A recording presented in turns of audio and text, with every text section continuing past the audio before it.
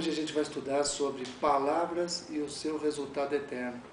Às vezes a gente acha que o que a gente fala não tem valor, ninguém nunca vai se importar, ou quem ouviu o que eu falei. E hoje a gente vai ler alguma coisa. Mateus capítulo 12, dos versículos 33 a 37. Diz assim a palavra do Senhor: ou fazei a árvore boa e o seu fruto bom, ou fazei a árvore má e o seu fruto mau, porque pelo fruto se conhece a árvore. Raça de víboras, como podeis vós falar coisas boas sendo maus? Pois do que há em abundância no coração, disso fala a boca. O homem bom do seu bom tesouro tira coisas boas, e o homem mau do mau tesouro tira coisas más. Digo-vos, pois, que de toda palavra fútil que os homens disserem, hão de dar conta no dia do juízo. Porque pelas tuas palavras serás justificado, e pelas tuas palavras serás condenado. Jesus, quando usou esse termo, algo estava acontecendo, e eu gostaria de compartilhar com vocês. Jesus estava na praia, lá na Galileia, na região de Cafarnaum, do lado de uma multidão de pessoas. Só que aconteceu alguma coisa, alguns minutos antes.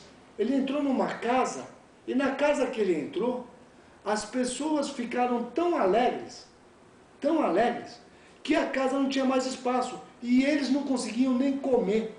Marcos fala isso, o livro de Marcos. Eles não conseguiam comer. E os parentes de Jesus, quando souberam que Jesus estava lá, todos eles foram lá, sabe para quê? Para tirar ele de lá, porque acharam que Jesus estava meio tantã. Marcos registra isso também. O povo achava, o povo estava lá, Jesus não tinha nem tempo para comer, de tantas pessoas que ele estava ajudando.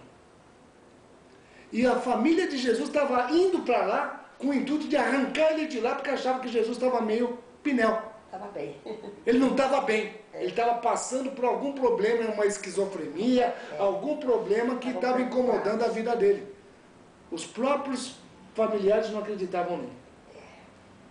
Aí o que aconteceu? Para piorar a situação, entrou um endemoniado, mudo e surdo. Imagina a situação. Jesus sem comer, muita gente dentro da casa, chegou um endemoniado, os familiares entrando dizendo: eu quero arrancar Jesus daí, que Jesus não está bem da cabeça. E ainda chega um endemoniado. Jesus foi lá e colocou a mão no endemoniado. Sabe o que aconteceu? O endemoniado, que não falava e que não ouvia, passou a falar e ouvir. Adivinha o que aconteceu? Aí ele estava lá na Galileia. Galileia é um lugar perto do mar. Se é lugar, mas você sabe que mar é lugar baixo. Jerusalém é um lugar alto. Então alguns que estavam em Jerusalém, alguns mestres e escribas, desceram até lá. E chegaram lá e falaram assim: ele só expulsa pelo espírito de Belzebu. Para quem quer saber o que é Belzebu, Belzebu é o deus da mosca. As pessoas viraram para debochar de Jesus e disseram assim: ele só expulsa porque ele tem o espírito de Belzebu dentro dele. E ele expulsa porque ele é um endemoniado também. Olha como eu duvidava, né? Olha o grau de dúvida. E minutos antes, Jesus, né? Marcos registra o seguinte, o livro de Marcos registra que Isaías falou: nós não víamos uma pessoa que não gritava. É o que Marcos escreve, que não falava alto, que não fica procurando aparecer como Jesus. Marcos escreve isso minutos antes. Lá dentro da casa, isso foi falado. Foi citado o livro do profeta Isaías. E vem os homens que se dizem cheios do poder de Deus, cheios da autoridade do ensino de Deus, e diz: ele só faz isso em função do demônio que está dentro dele. Aí Jesus respondeu: espera um pouquinho. Nenhuma casa dividida pode subsistir. Se uma pessoa é contra a outra dentro da casa, como é que essa casa pode se manter de pé. Se o diabo luta contra o próprio diabo, como ele pode se sentir forte? Então o diabo já está destruído. Cuidado com o que vocês falam. Porque as palavras que vocês estão dizendo, vocês estão depondo contra o Espírito de Deus. Porque um dos termos de Jesus é: o Espírito do Senhor está sobre mim, pelo que me ungiu para evangelizar e dar vida, dar saúde, libertar o cativo, trazer as pessoas à vida, tirar da morte e trazer vida. Aí o que aconteceu? Ele completou: uma árvore boa produz bons frutos. Uma árvore má não produz bons frutos. Alguém pode esperar do espinheiro alguma coisa boa, no sentido de pro bem da pessoa? Não. Ele pode servir se você fizer como uma cerca, porque um espinheiro vai evitar que os bichos e outras coisas venham. Mas para uma pessoa natural, de um espinheiro você só vai esperar encontrar espinho. De um pé de manga você só vai esperar encontrar manga. Um pé de abacaxi que tem espinho, você vai esperar encontrar o quê? Um abacaxi. Porque cada um vai produzir aquilo pelo qual foi feito. Ninguém pode produzir aquilo pelo qual quer se fazer. Nos dias de hoje, muitas pessoas se disfarçam. E o próprio Deus diz que existem muitas pessoas, muitos demônios, muitas pessoas que se disfarçam como anjos de luz, que falam coisas maravilhosas e verdadeiras, mas quando você os tenta, quando você chega perto dele, quando você pede para eles falarem, vocês notam que eles não têm vida. Porque eles trazem ódio, guerra, divisão, as suas famílias estão destruídas, os seus lares são plenamente lares de pessoas que são de fachada, por fora bela viola, por dentro pão bolorento. Quando abrem a boca, as pessoas dizem: é esse que eu quero lá em casa. E quando está perto, fala: para trás de mim, Satanás. Porque na verdade não tem nenhuma bondade. Jesus estava dizendo: eu estou trazendo para vocês vida. Eu estou apresentando para vocês algo que vocês vão levar para a sua eternidade.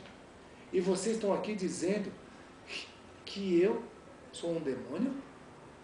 Vocês estão blasfemando de Deus, porque para um judeu não tinha pior blasfêmia do que falar mal de Deus. E Jesus estava dizendo: vocês que são mestres, vocês estão ofendendo a Deus.